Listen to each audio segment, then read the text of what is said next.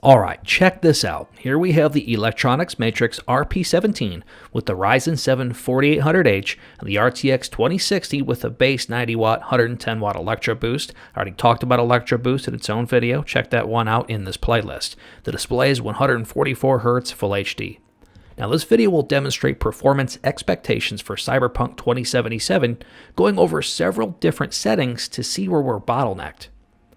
With the maximum power pushed through the RP-17, motion blur off per my own preference, some ray tracing features on with balanced DLSS, we are already limiting the GPU as it can't maximize itself at or near 100% utilization.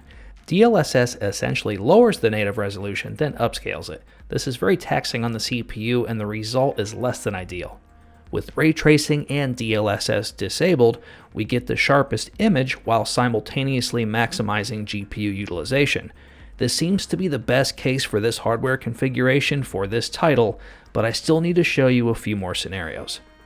Medium settings just reduces the GPU utilization and our frame rate does not increase.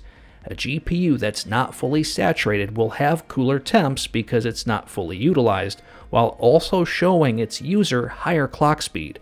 I explain how clock speed works under varying loads in the Battlefield 5 video within the GE66 playlist. As you begin to adjust and tweak your settings for Cyberpunk 2077 using this hardware, you'll soon realize there isn't a scenario that grants you the ability to have a 60 FPS experience unless you want your game to look like an Xbox 360 title. Now, if the CPU was, let's say, twice as strong, this would be powerful enough to push this NVIDIA graphics card harder without having to run the settings that bog down frame rate.